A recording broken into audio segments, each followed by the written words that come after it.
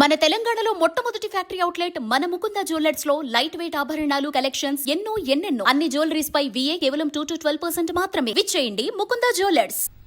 కుటుంబం కోసం దేశంగానే దేశం వెళ్లి ఎన్నో రోజుల తర్వాత భర్త ఇంటికి తిరిగొస్తే ఆ ఇంట సంతోషం ఎలా ఉండాలి?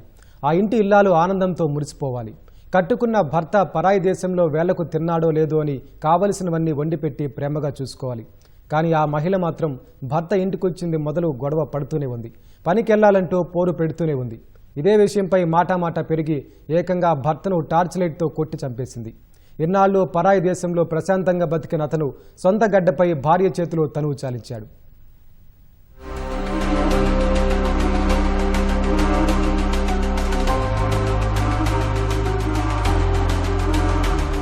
పశ్చిమ గోదావరి జిల్లా పెనుగొండ మండలం కొటాలపర్రు శివారు వీరప్ప చెరువుకు చెందిన కవురు వెంకటనారాయణ బతుకుదెరువు కోసం గల్ఫ్ దేశాలకు వెళ్లాడు. మొదటి భార్య చనిపోవడంతో అనంతలక్ష్మిని రెండో వివాహం చేసుకోగా ఆమెకు ఒక కుమారుడు కుమార్తె ఉన్నారు. కుమారుణ్ణి ఉన్నత చదువులు చదివించాలన్న ఉద్దేశంతో వెంకటనారాయణ ఎడారి దేశంలో పడరాని పాట్లు పడ్డాడు. రేయింపవళ్లూ కష్టపడి కుటుంబం కోసం కష్టపడి సంపాదిస్తున్నాడు. 10 రోజుల క్రితం భార్యా బిడ్డలను చూసేందుకు గల్ఫ్ నుంచి తిరిగి వచ్చాడు.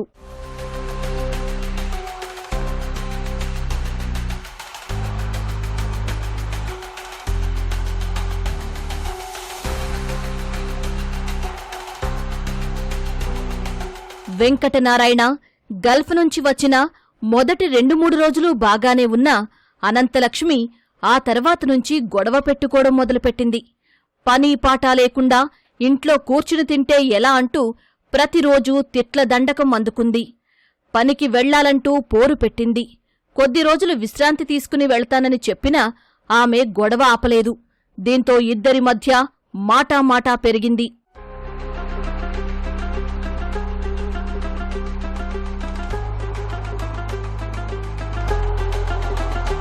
భర్త వెంకటనారాయణపై కోపంతో రగిలిపోయిన అనంతలక్ష్మి చేతికి అందిన టార్చ్ లైట్ తీసుకుని ఒక్కటే దెబ్బ వేసింది. అంతే, వెంకటనారాయణ కుప్పకూలిపోయి ప్రాణాలు కోల్పోయాడు. పెనుగొండ మండలం వీరప్ప చెరువు గ్రామంలో కౌరు వెంకటనారాయణ అనే వ్యక్తిని ఆమె యొక్క భార్య బేబీ సరోజిని ఇలియాస్ అనంతలక్ష్మి అనే ఆవిడ ఇద్దరు భార్యాభర్తల తగువులో అతన్ని చంపాలనే ఉద్దేశంతో టార్చ్ లైట్లతో దాడి చేయగా అతను చనిపోవడం జరిగింది. దీని మీద మాకు ఫిర్యాదు అందింది. ఫిర్యాదు ఆధారంగా ఈ ప్రదేశంలోకి వచ్చి నేరస్థలాన్ని పరిశీలించగా ఎవరైతే చనిపోయినటువంటి కౌరు వెంకటనారాయణ ఉన్నారో ఆయన కింద పడి ఉన్నాడు రక్తమ్మడుగులో. దానికి టార్చ్ లైట్ పెట్టి కొట్టారని చెప్పి అందరూ చూసిన వారు వాళ్ళ అబ్బాయి అందరూ కూడా చెప్పారు. గల్ఫ్ దేశంలో నానా బాధలు పడి ప్రేమగా ఇంటికి వస్తే ఉన్న ప్రాణాలు పోయాయి. అక్కడ ఉన్నా ప్రాణాలతో ఉండేవాడంటూ బంధువులు వాపోయారు.